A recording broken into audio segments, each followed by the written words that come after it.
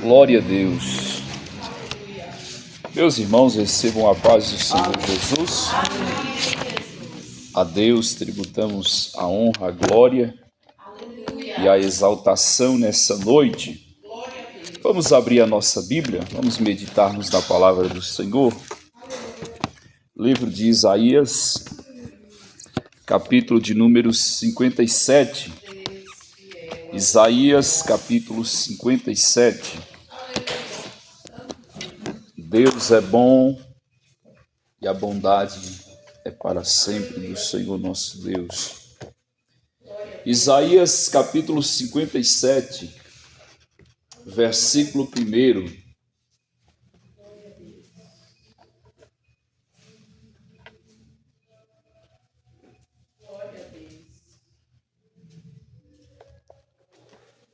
Isaías 57, 1 diz assim: perece o justo, e não há quem considere isso em seu coração. E os homens compassivos são recolhidos, sem que alguém considere que o justo é levado antes do mal. Amém? Obrigado, Senhor, pelo uso e meditação da Tua palavra. Fala com o Teu povo, fala com a Tua igreja, segundo a Tua necessidade e vontade, em nome de Jesus. Amém? Então vamos falar quando o justo é recolhido. Os versículos o versículo a qual nós acabamos de fazer menção, a parte A e a parte B, fala acerca do justo.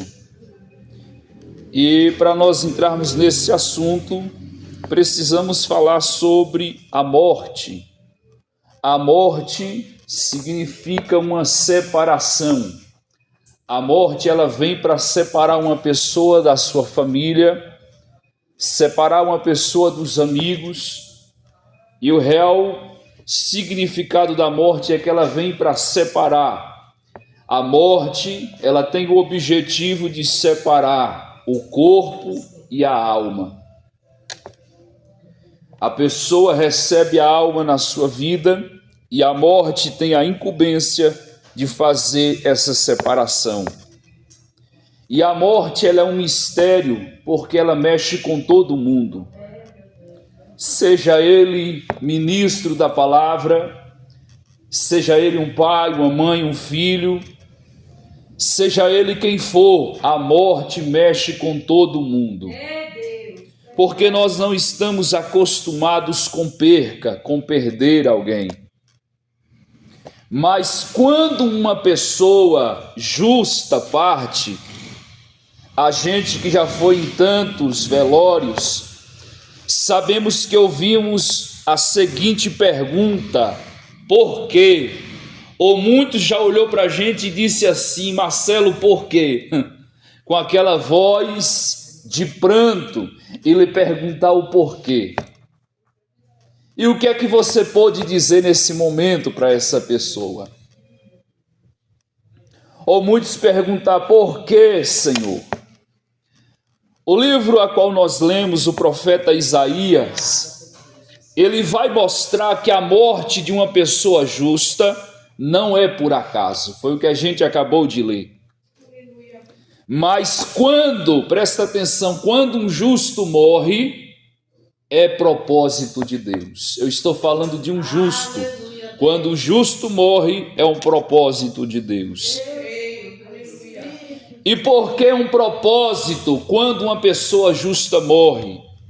Porque Deus pode estar preservando ele, honrando e recolhendo seus filhos para livrá-los de males futuros. E o primeiro ponto que a gente faz nessa noite é que o silêncio do mundo diante da morte do justo. Isaías vai descrever no versículo ao qual nós lemos, ele diz: ninguém pondera, ninguém considere. Ou seja, o mundo não percebe o quanto é precioso a vida de uma pessoa justa. não percebe a preciosidade de uma vida justa. O mundo não tem esse conhecimento, o mundo não entende isso. Salmo 116 vai dizer que para muitos, ou seja, para os que estão no mundo, a morte é simplesmente uma perda. Mas para Deus não é isso. Salmo 116, versículo 15 diz: preciosa é a vista do Senhor a morte dos seus santos. Então, o que é para o mundo? Para o mundo é uma perda, mas para Deus é colheita de algo precioso. Então, quando Deus recolhe uma pessoa justa, para Deus é algo precioso que Ele está colhendo aqui para estar fazendo parte nos céus. Então, a morte para Deus é algo precioso, porque está indicando que mais um justo estará perto dele. E o justo, ele é como uma joia rara, e Deus recolhe essa joia rara no tempo certo, no tempo oportuno. Deus trabalha no tempo certo. E o terceiro ponto que eu quero falar é que Deus tem um propósito quando Ele recolhe um justo. Primeiro propósito de Deus quando Ele recolhe uma pessoa na terra é que Ele está livrando, irmão Ninito, de um mau futuro. Como assim, Marcelo? O justo, ele é levado antes de passar por algum mal. Muitas vezes Deus poupa os seus servos de sofrimentos maiores que passarão.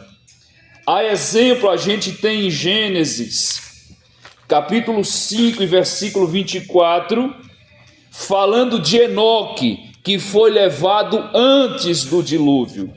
Gênesis 5, 24 diz assim: e andou Enoque com Deus, e não se viu mais, porque Deus o tomou para si. Aleluia, Deus.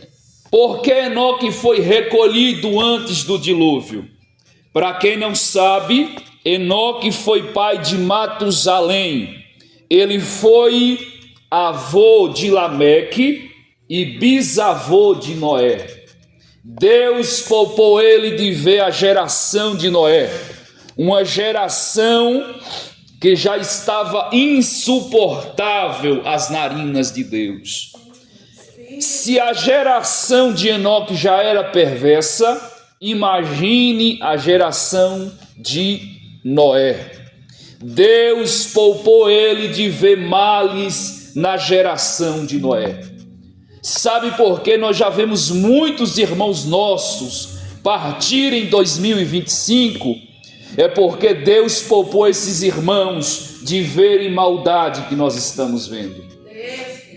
Porque os que já foram, irmão Zeca, esses foram poupados de ver mais males ainda nesta terra. Então, Deus poupou, irmãos, porque até então, o mundo desde a criação nunca sabia o que era chuva sobre a terra. E quando Deus lança um projeto na vida de Noé, dizendo que ele ia construir um barco, imagine agora Noé construindo um barco, e quem está passando por ali, ó lá o doido, sem juízo. Eu não sei para que é que ele está fazendo um barco tão grande. Eu quero saber onde é que ele vai colocar esse barco. Barco é para ser colocado na água. Imagine muitos passando e dizendo: ei doido, tu vai colocar isso aí aonde? É sem juízo. E Noé construía a arca e pregava.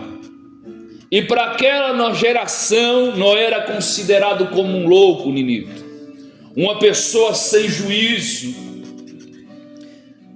Sabe por que a mensagem atual, que a gente ouvia tanto, Jesus está voltando, está ficando tão escassa? É porque as pessoas estão ouvindo muito, é besteira. Quanto tempo nós já ouvimos que Jesus vai voltar e ele nunca voltou? Muitos dizem, sabe o que? Quando se prega sobre a volta de Jesus, ali é um doido. Estão nos considerando como Noé. Mas o dilúvio veio e quem se salvou só foi os loucos. Jesus está voltando e Jesus vai levar também os que acham que são loucos. Aleluia. Então os que já partiram ou estão a partir, Deus está dando livramento dos males futuros. O segundo propósito de Deus ao recolher uma pessoa justa é que está garantindo a entrada no descanso de Deus. Apocalipse, livro da Revelação, capítulo 14, versículo 13, vai descrever que a morte para o justo não é o fim, mas é o descanso. E ouvi uma voz do céu que me dizia, escreve, bem-aventurados, ou seja, felizes são os mortos, que desde agora morreram no Senhor. Sim, diz o Espírito, para que descansem dos seus trabalhos e as suas obras o seguem. Então, quando um justo parte, ele agora está sendo recolhido para descansar. Aleluia. E o lugar de descanso não é terra, é o céu. O céu é o lugar de consolo, da vitória e da recompensa para os justos. E o terceiro propósito de Deus ao recolher uma pessoa justa é que quem partiu em Cristo sendo uma pessoa justa, deixou um testemunho para quem está ficando.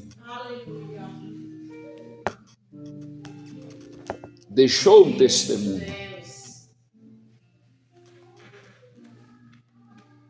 Esse ano Deus levou o nosso irmão Nani, popularmente conhecido, e 2 meses atrás Deus mostrou para alguém que ia recolher. Então Deus estava livrando ele de males futuros e que também ele deixou um legado. Inclusive ao dia que Deus disse, hoje eu te levarei, ele estava fazendo o que costumava fazer, que era trabalhar na obra do Senhor.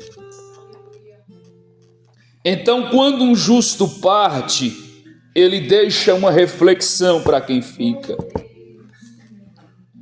Veja que Salomão, ele escreve alguns livros.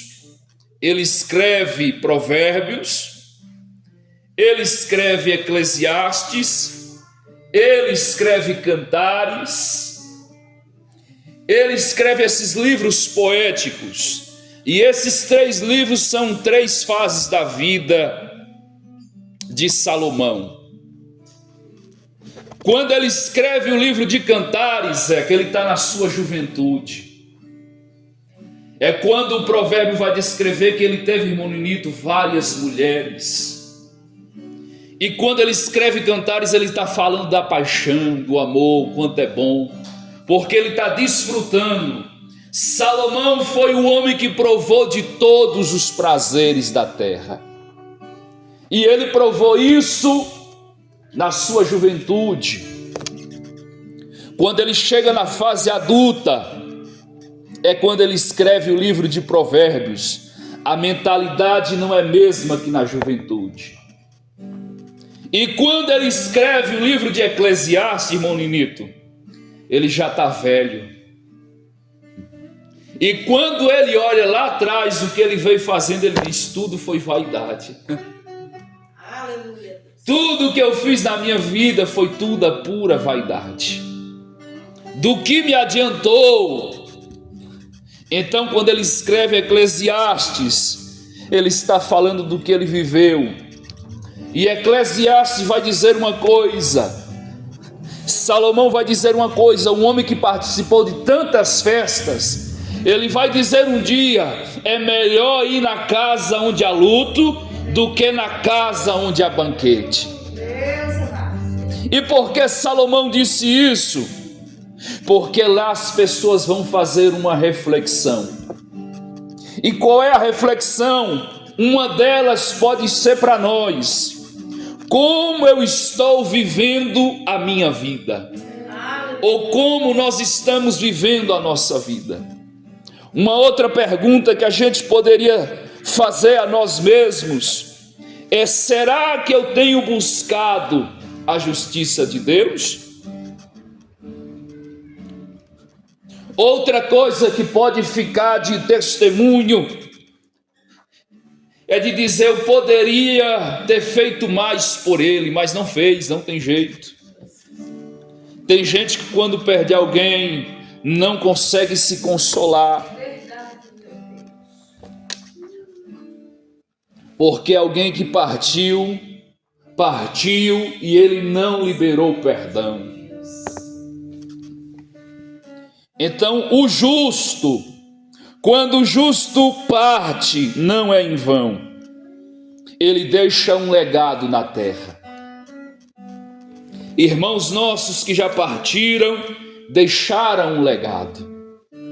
Para a geração ficou um legado. A gente falou aqui na terça-feira de Estevão. Estevão é lembrado até hoje porque está registrado na Bíblia.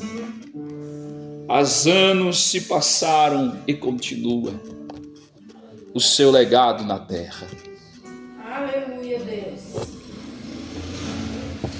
Então daqui a 100 anos, ninguém que está aqui nessa igreja mais estará nessa terra. E pode ser que as futuras gerações, na mente de alguém registrado no livro, alguém vai falar do seu nome ou citar seu nome daqui a 100 anos.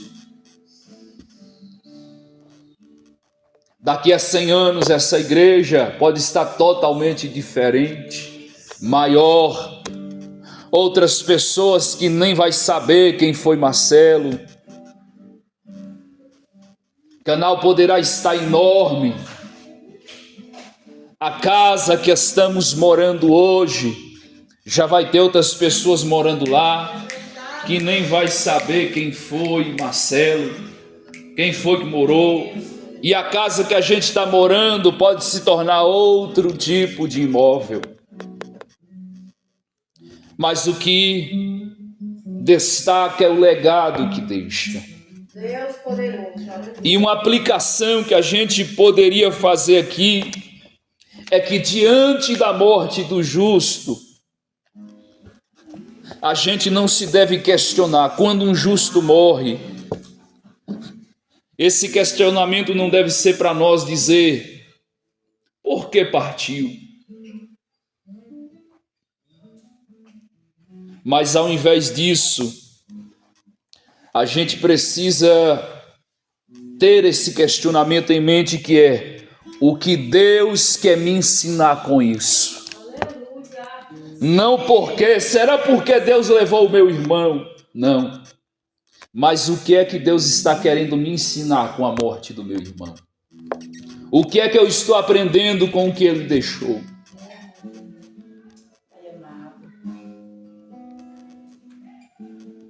Então que a gente venha valorizar as pessoas que andam com Deus.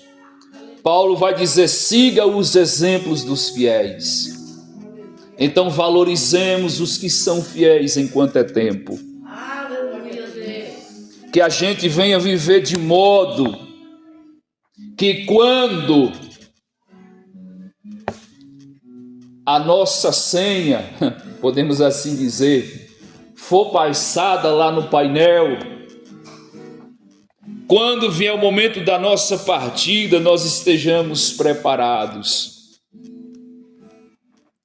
Porque Deus vem para colher, e o tempo da colheita pode chegar na nossa vida. Para a gente concluir, A morte do justo não é derrota, mas é vitória. Aleluia, Deus. Ele é retirado do meio do mal e é levado ao descanso eterno. Descansar em Deus. Espírito de Deus. O mundo não pode compreender isso porque o mundo não entende. Mas para Deus, quando um justo morre, é precioso. Porque mais um estará fazendo parte no reino dos céus. Então, irmãos, que a nossa vida seja marcada pela justiça, para que a nossa partida seja apenas o início de uma eternidade com Cristo. Aleluia, Jesus. Se você já ouviu testemunhos de pessoas que já foram arrebatadas, e essas pessoas, ao voltarem a esse mundo, gritam dizendo: eu quero voltar, porque não sente saudade deste mundo. Para a gente estar encerrando aqui, eu quero deixar uma frase: quando o justo parte, não é o fim da história, mas é o início de uma eternidade de descanso nos braços de Deus. Aleluia. Que estejamos preparados para a morte ou para a volta de Jesus. A volta de Jesus é iminente. Estejamos prontos. São esses tipos de assuntos que o mundo não quer ouvir e que a igreja hoje em dia não quer ouvir. Mas foi esses os assuntos que nos manteve de pé até o dia de hoje. A igreja nossa nasceu nessa realidade e precisa continuar pregando nessa realidade. A realidade é que a gente não conhece mais as nossas igrejas, porque as nossas igrejas mudaram. Palavras raras, palavras que eram frequentes no vocabulário, ficou raríssimas dentro da igreja.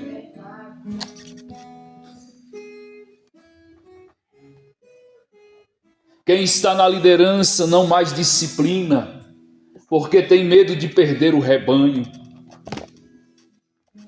Veja que são massagens que estão massageando. Por quê, Marcelo? Porque não quer perder o montante que tem na igreja, não quer ferir ninguém, não quer perder aqueles que contribuem para o financeiro da igreja. Palavras como que a gente conhecia e que havia um temor, como dizer, ficar de banco. A gente não sabe mais quando ouviu essa expressão. Porque não existe mais ficar de banco. Agora os crentes querem sentar justamente no fundo, quando em outro tempo a gente sabia que quem sentava lá atrás é quem estava precisando ser disciplinado.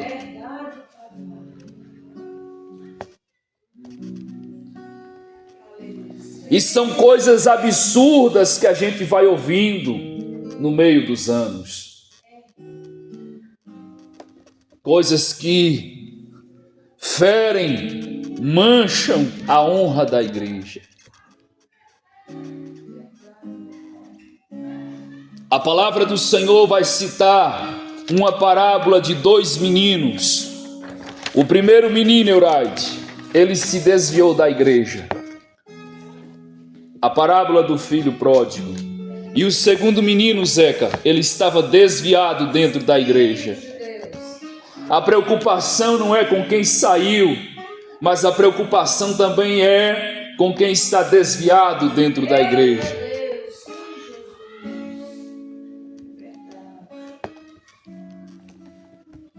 Por esses dias a gente falou que estamos chegando a um tempo de festividade. E o maior mérito desse tempo é ganhar almas. Mas como ganhar almas do jeito que está? Porque as pessoas olham e dizem: mas eu vou ser crente igual quem? E você já ouviu essa expressão, igual fulano? Para fazer vergonha. É isso, irmãos.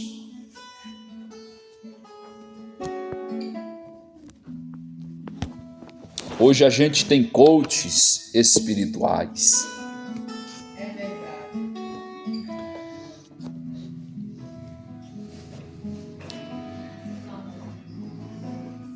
Aí você se preocupa, irmão Ninito, com um montante de crentes que estão aqui hoje? Eu não me preocupo pelo montante. Mas eu lhe digo, irmão Ninito, se o Senhor quiser ver as quintas-feiras cheias, é pregar as mensagens que a gente está ouvindo. Sabe qual é a mensagem? Mensagem de prosperidade. Foi inclusive isso que a gente estava fazendo um relato hoje na escola. Você nunca vai ver tantas mãos levantadas do que numa mensagem de prosperidade. Ainda mais se liberar, dizendo: irmão Ninito, 2025 você vai ganhar um carro zero. Aí nem só Ninito levanta, mais uns 50 também levanta, dizendo: eu também recebo, também quero.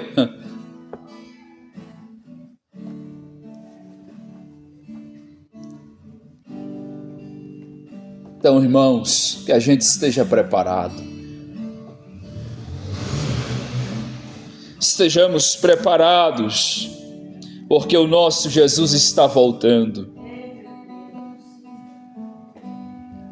Porque a gente sabe que isso que eu acabei de dizer, Jesus estava voltando, estava presente em todos os nossos cultos.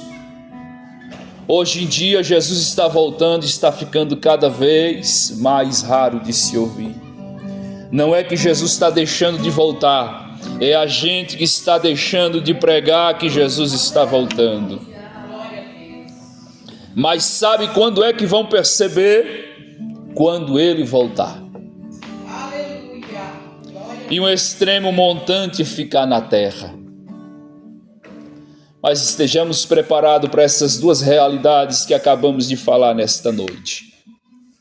O nosso Jesus vem, e vem para levar um povo seu, zeloso e de boas obras.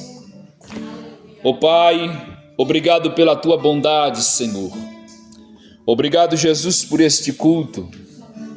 Eu apresento neste momento a vida dos meus irmãos e irmãs. Papai, que estejamos preparados para aquilo que o Senhor Deus tem para as nossas vidas. Que estejamos preparados para subir. O nosso alvo, o nosso objetivo não é aqui. A nossa morada não é na terra, a nossa morada é no céu. Sejamos moradores, cidadãos dos céus. Que estejamos preparados para adentrar as mansões celestiais, a Jerusalém de Deus, aonde não haverá choro, tristeza, rancor, lágrima, pranto. A cidade a qual o Senhor Deus preparou para esta igreja. Pai, abençoa teu povo. Abençoa, papai, as campanhas de orações. Abençoa, Deus, a este mês de setembro, mês posterior. Que a bênção do Pai esteja presente. Obrigado por tudo, em nome de Jesus. Em nome de Jesus. Bom, Ninito.